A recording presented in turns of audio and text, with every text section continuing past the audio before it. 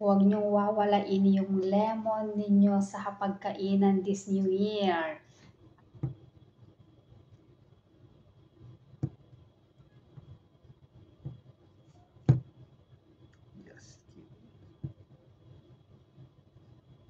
Aside sa pampatanggal ng cholesterol, pan-detox, at saka alkaline, hindi siya alkaline pala kasi maasim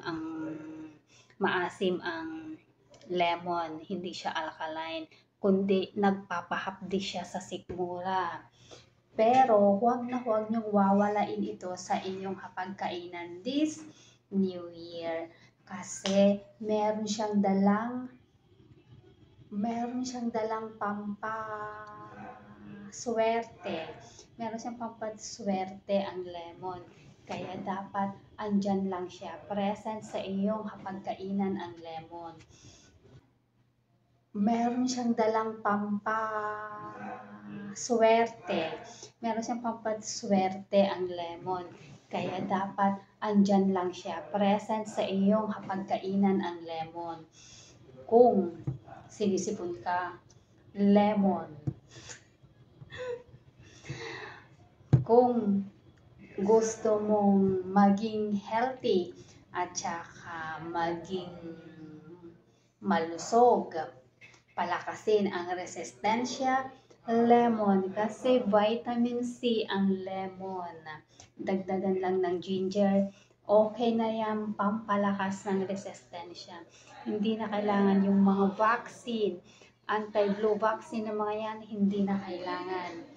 Kaya't huwag ninyong wawalain ang lemon sa inyong hapagkainan. Aside sa yung mga benefits na mga yan, pampatanggal ng cholesterol, yung mga ganyan-ganyan, tatanggal din yan.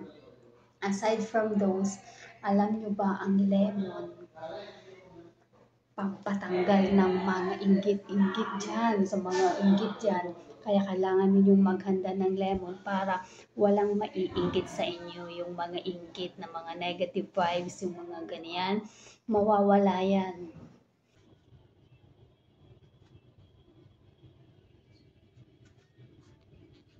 Trust me.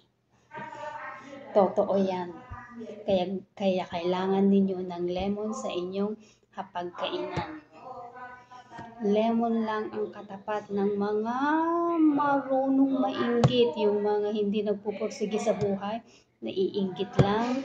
Yan, maglagay kayo ng lemon sa inyong mesa. At sigurado hindi uubra ang kanilang inggit.